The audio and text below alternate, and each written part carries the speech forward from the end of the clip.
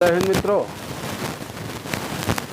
हिंदुस्तान जिंदाबाद, संविधान जिंदाबाद, बैरिस्टर असदुद्दीन ओवैसी साहब जिंदाबाद, ऑल इंडिया मजलिस इत्तेहादुल मुस्लिमीन जिंदाबाद। आज मैं अपील करना चाहूँगा अपने हिंदुस्तान के उन बहुसंख्यक भाइयों से, हिंदू भाइयों से, सनातनी भाइयों से, कि क्या यही कल्पना है हम हिंदुस्तानियों का? क्या हमें अराजकता से भरा हुआ माहौल देना है अपने बच्चों को, या फेयर वातावरण देना है? इतना हमें और आपको भी पता है कि कोई भी जंग डायलॉग से शुरू होता है, वार्तालाप से शुरू होता है। महाभारत की भी अगर जंग हुई थी तो उस जंग से पहले, अगर याद हो आप लोगों को, मेरे सनातनी भाइयों, जब इंद्रप्रस्थ का निर्माण हुआ और उस इंद्रप्रस्थ में निमंत्रण पे जब दुर्योधन आता है, मायावी महल होता है, उसे लगता है कि वो फर्श सूखा हुआ है लेकिन पानी होता है, और उस पानी में गिरते ही पांचाली द्वारा, द्रौपदी के द्वारा उसका उपहास उड़ाया जाता है कि अंधे का बेटा अंधा। ये बात उसे पिंच कर जाता है, हर्ट कर जाता है, और वहीं से एक नए महाभारत की संरचना तैयार होती है। आज जो अपने हिंदुस्तान में टीवी चैनलों पे जिस तरीके से एक समुदाय विशेष को टारगेट में रखते हुए बार बार उसके राष्ट्रीयता पे उंगली उठाना, बार बार उससे यह कहना कि वो हिंदुस्तान का वफादार नहीं, बार बार उस व्यक्ति से, उस समुदाय से यह कहना कि आपका पूजा पद्धति ठीक नहीं, आप ऐसे नमाज नहीं पढ़ सकते, वहां नहीं पढ़ सकते, ये नहीं कर सकते, जबकि वो सब कुछ करते हैं। नमाज भी वो पढ़ते हैं, अपने मजहब को अपने तरीके से मनाते हैं वो, लेकिन उस मजहब, कोई त्योहार मनाने से पहले एक माहौल बनाया जाता है कि पता नहीं क्या हो गया। क्या इससे पहले हमारे हिंदुस्तान में ईद नहीं हुआ, रामनवमी नहीं हुआ, दशहरे नहीं हुए, रमजान नहीं बना हुआ, क्या नहीं हुआ, मुहर्रम नहीं हुआ? होता रहा है। हम लोगों को खुद याद है, जब गांव में हुआ करते थे तो मुहर्रम में लाठी भाजने का काम हम लोग भी करते थे, और हमारे बुजुर्ग, हमारे चाचा वगैरह भी किया करते थे। पता ही नहीं चलता था कि ये मुसलमानों का त्यौहार है। ये तो ये पता चलता था कि हम लोगों का त्यौहार आया, ईद आया है। वैसे ही होली जब होता था तो वो साथी हमारे जो हमारे साथ होते थे। और आज ऐसा वातावरण क्रिएट कर दिया गया है सिर्फ और सिर्फ सत्ता की प्राप्ति के लिए, सिर्फ और सिर्फ कुर्सी को सुरक्षित करने के लिए। तो मेरा अपील है अपने बहुसंख्यक भाइयों से, सनातनी भाइयों से, हिंदू भाइयों से, कि आप खुद सोचो, कहां एक तरफ 100 और एक तरफ 20? क्या 20 से आपको खतरा है?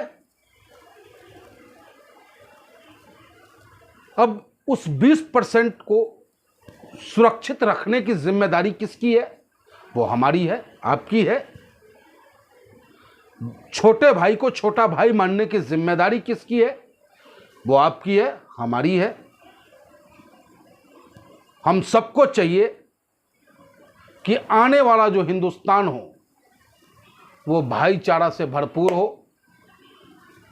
जिस हिंदुस्तान की कल्पना शहीद होने वाले मां भारती के सच्चे सपूतों ने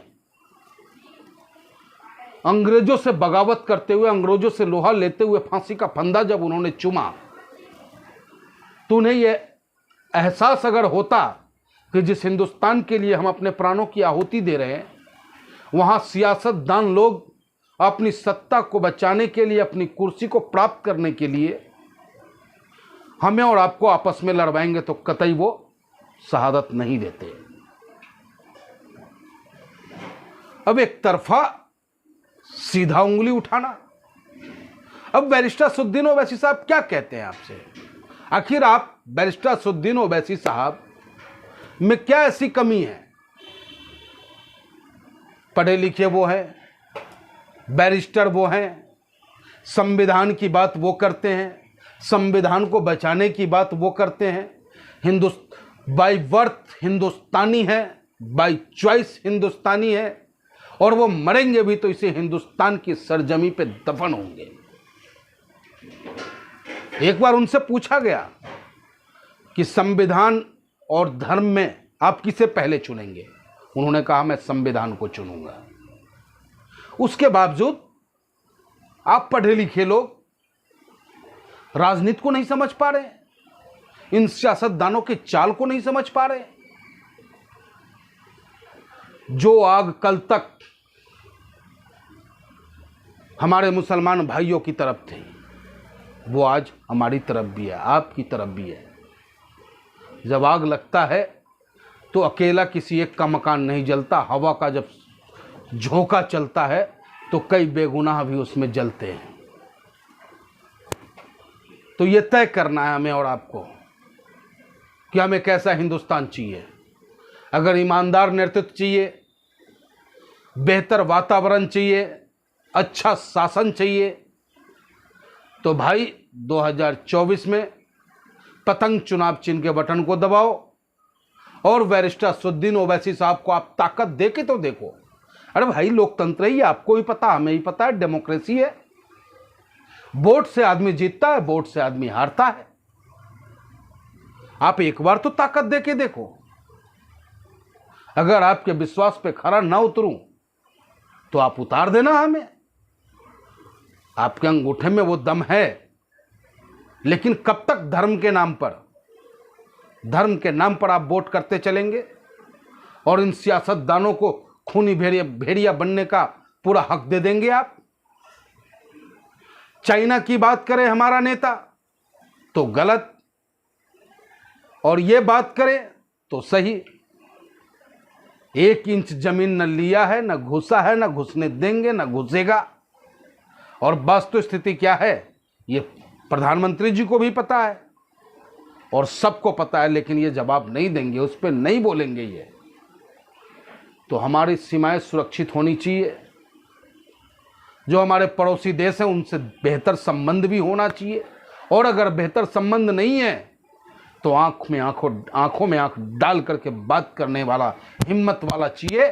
सिर्फ कहने के लिए 56 इंच सीना नहीं चाहिए, वो फौलादी सीना चाहिए जो करारा जवाब दे सके। हम झूला झूलाएंगे साबरमती में और वो हमारे जमीन पे कब्जा करेगा, तो ये बर्दाश्त ऑल इंडिया मजलिस इत्तेहादुल मुस्लिमीन नहीं करेगा। और विश्वास दिलाता हूं आप सभी को कि आप ताकत दे के देखो,